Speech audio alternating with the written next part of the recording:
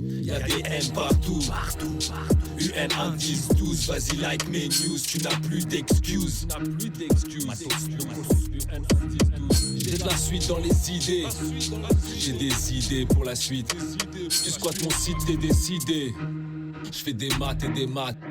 Bonjour les mathos locos, déterminer le sens de variation d'une suite. Premier exercice, exercice A, fiche 6, partie 1. Mais je t'arrête tout de suite, si tu n'as pas regardé la vidéo de présentation des 3 méthodes, il faut que tu le fasses, je te mets le lien ici, juste là. Il faut absolument que tu aies vu cette vidéo avant, sinon tu vas être perdu. Votre problème dans ce chapitre, c'est que vous ne savez pas quelle méthode appliquer. Il y a 3 méthodes, donc il faut d'abord avoir vu cette vidéo pour ensuite que je puisse t'expliquer et qu'on avance convenablement dans les 4 vidéos qui vont venir d'exercices. Et après, ce sera bon, tu seras rodé. Donc ici, on a une suite et il faut qu'on se demande quelle est la méthode que l'on va appliquer. Déterminer le sens de variation de la suite UN, défini pour tout entier n supérieur ou égal à 1 par UN égale 1 sur n moins 2 sur n plus 1. Alors, je te le dis tout de suite, si tu vois un truc comme ça avec la différence entre deux termes, tu oublies la méthode UN plus 1 sur UN. Tu oublies, ça va être trop compliqué dans les calculs. On met ça de côté. De plus, tu n'es pas persuadé que UN ne va pas s'annuler ou que UN va être tout le temps positive. Donc, cette méthode, on la laisse tomber. Il ne nous reste plus que 2 méthodes. Étudier le signe de la différence UN plus 1 moins UN. Et deuxième méthode, étudier les variations de la fonction associée à cette suite. La fonction associée à cette suite, c'est f de x égale 1 sur x moins 1 sur x plus 1. Alors, on pourrait dériver la fonction, étudier le signe de la dérivée et puis ensuite regarder ce qui se passe sur uniquement 0 plus l'infini comme l'indique la méthode. Mais comme ce n'est pas une fonction qu'on a l'habitude de travailler avec, on va laisser tomber cette méthode, on va appliquer la première méthode qui marche, comme je te l'ai dit, tout le temps. Donc, on va étudier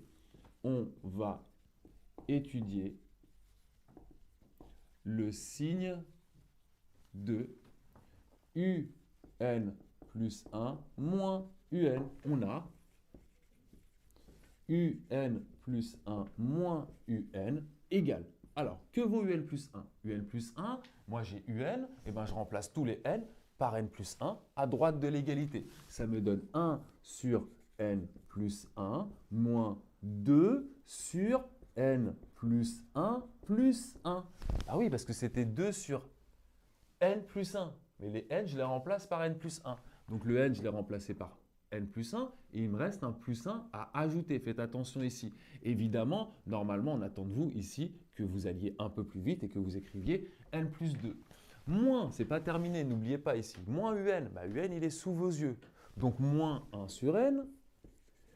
Ensuite, j'ai moins 2 sur N plus 1. Mais attention, il va se transformer en plus 2 sur N plus 1. Pourquoi? Ça, vous le savez, on l'a vu plein de fois. Il y a un moins devant UN. Il faut changer les signes de tous les termes qui sont dans UN. Et pas uniquement le signe du premier terme, mais tous les termes suivants. Faites attention, si vous faites une erreur de calcul ici, tout le reste sera faux. Vous n'arriverez pas au résultat. Vous allez perdre des points et du temps. Donc maintenant, à chaque ligne de calcul, je dois me demander est-ce qu'il y a des choses que je peux simplifier avant de passer à la ligne d'en dessous. Ici, je peux ajouter des fractions que s'ils ont le même dénominateur. Et bien, je me rends compte que ici, les deux seuls ayant le même dénominateur, c'est ce terme-là et ce terme-là. Et bien, je vais d'abord les ajouter ensemble. Ça me donne donc 3 sur n plus 1, 1 plus 2. Moins, je réécris ce qu'il me reste, on y va tranquillement. 2 sur n plus 2, moins 1 sur n. Je ne peux plus rien réduire, mais je ne vais pas encore chercher à étudier le signe parce que je suis au courant. Je sais qu'étudier le signe d'une différence ou d'une somme, c'est compliqué. Je ne sais pas faire. Ce que je maîtrise, ce sont les signes des produits ou des quotients. Donc, je ne vais pas m'arrêter à cette ligne, je continue mon calcul, je sais que je dois avoir une seule fraction avant de m'arrêter. Donc, je vais devoir tout mettre au même dénominateur. 3 fractions à mettre au même dénominateur. Quel va être le dénominateur commun? Le dénominateur commun va être le produit de ces dénominateurs. Ça va donc être quoi? Ça va donc être égal à n fois n plus 1 fois n plus 2. Donc, maintenant, on est parti. Celui-ci, Celui-ci, il est divisé par n plus 1. Donc, il lui manque le n plus 2 et le n. Donc, le 3, je vais le multiplier par n, mais aussi par n plus 2. Première chose. Celui-ci, moins 2. Ici, il me manque n plus 1 et n. Donc, je vais multiplier 2 par n et par n plus 1 aussi. Celui-ci, il me manque quoi? J'ai du n, il me manque n plus 1 et n plus 2. Donc, moins n plus 1, n plus 2. OK? Donc, mets en pause la vidéo si tu as besoin de revoir ça. C'est des calculs de collège, mais il y a du n partout. Ça peut perturber. Je ne m'arrête toujours pas, je ne m'arrête pas. Alors, ici, impossible de déterminer le signe comme ça. Donc, je vais développer parce qu'il y a des réductions, il y a des simplifications qui vont se faire. Il faut avoir confiance en l'exercice. Les simplifications vont venir. Allez au bout de vos calculs. Donc, au numérateur, je vais développer. Est-ce que je vais développer au dénominateur? Non, surtout pas. Pourquoi? Parce que n'oubliez pas que moi, je cherche le signe de cette quantité-là, de cette fraction. Donc, si je connais le signe du dénominateur et le signe du numérateur, j'ai terminé. Mais le dénominateur, je connais déjà son signe. Pourquoi? Parce qu'on nous dit que n est supérieur ou égal à 1. Mais donc, ça c'est positif, ça c'est positif et ça c'est positif. Je peux donc dire, je ne vais pas l'écrire comme ça, ne l'écrivez pas, hein, que ça c'est positif. C'est juste pour vous dire pourquoi je ne développe pas. Je ne touche pas à ça. Donc ça, je vais l'écrire à chaque ligne. Je ne vais plus y réfléchir. Je maîtrise le signe de cette chose-là. Merci. En haut, par contre, non. Donc en haut, je vais développer parce qu'il va y avoir des réductions qui vont se faire. 3n fois n. 3n au carré. 3n plus 2 plus 6n. Ici, moins 2n fois n. Moins 2n au carré. Moins 2n plus 1. Moins 2n. Ici, comme il y a une double distributivité, je vais faire attention parce qu'il y a un problème de signe, parce qu'il y a un moins devant ce produit. Je vais d'abord développer ce qu'il y a ici, n fois n, n au carré, n fois 2 plus 2n, 1 fois n plus n, et enfin plus 2. Voilà. Je vais prendre mon temps, vous pouvez aller plus vite évidemment. Ici, vous pouvez comprendre que ça fait n au carré plus 3n plus 2. Avec le moins, vous changez tous les signes, vous pouvez gagner des lignes de calcul. Mais on va y aller tranquillement. J'obtiens donc quoi? Égal. Le dénominateur, je n'y touche pas, je vais vous expliquer pourquoi. n plus 1, n plus 2. OK. Maintenant, ici, c'est celui-ci qui me posait problème. Ça, je vous ai dit que ça faisait 3n. Donc, je vais trouver à écrire. Je vais y aller tranquillement. 3n au carré plus 6n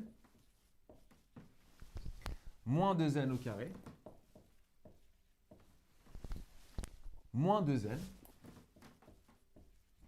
Et enfin, ici, je vais changer tous les signes. Ça va me donner moins n au carré moins 3n moins 2.